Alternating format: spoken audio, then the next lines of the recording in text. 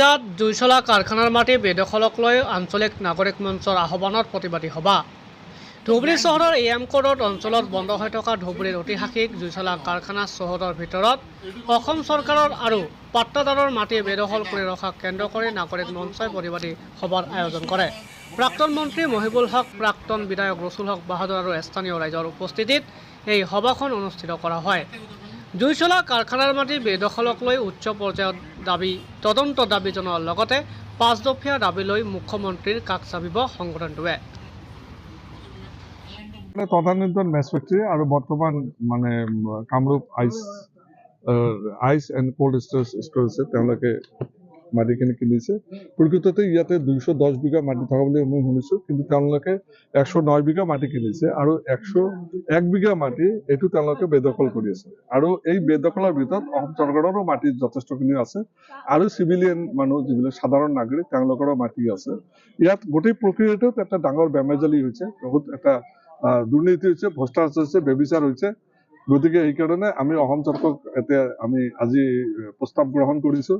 আমি অসম চৰকাৰত এইটো ইনকুৱাৰী কমিশ্যন আমি ডিমাণ্ড কৰিম। এইটো গোটেই ইনকুৱাৰী কমিশ্যনৰ দ্বাৰা গোটেই প্ৰক্ৰিয়াটো মানে ইনকুৱাৰী কৰিব লাগিব। ইয়াতে এই খেলি মেলিটো বহুত হ'ল আৰু ইয়াতে কোনে কোনে জড়িত হৈ আছে এইবিলাক মানে সব সন্মুখত আহিছে। আৰু ইয়াত আমাৰ ধুবুৰী জুই চলা কাৰখানাত আমাৰ যেতিয়া পূৰ্বপুৰুষসকলে দিছিলে, ইয়াত ফেক্টৰীৰ কাৰণে দিছিলে, ইয়াত কোনো ব্যৱস্থা বেলেগ ব্যৱস্থাৰ কাৰণে।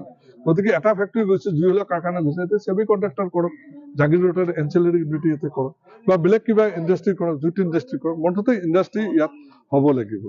চাওক এতিয়া কাম চলাই আছে নে কি আছে সেইবিলাক এতিয়া আমি সেইকাৰণেতো আমি আজি প্ৰতিবাদী সভা ইয়াত কৰিছো। আৰু যিবোৰ ঘৰ আছে চব ভাঙি দিলে নাই, সেইটো তেওঁলোকে কিনিছে যেতিয়া, গতিকে কিনিছে যেতিয়া, গতিকে তেওঁলোকৰ প্ৰপাৰ্টি, গতিকে তেওঁলোকে যি ইচ্ছা তাকে কৰিব পাৰে।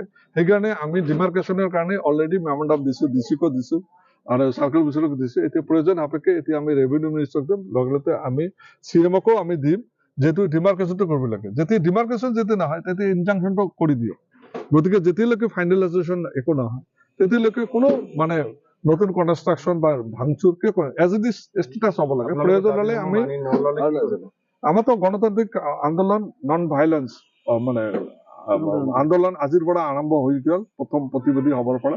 ইয়াৰ পিছত আমি গণ আন্দোলন হ'ব ব্যাপক আকাৰত, যেনেকৈ অৱস্থান ধৰ্মঘট হ'ব, অনশন হ'ব, নানা ধৰণৰ যিবিলাক ডেমক্ৰেটিক ৱেত হ'ব লাগে এইখিনি আমি কৰিম।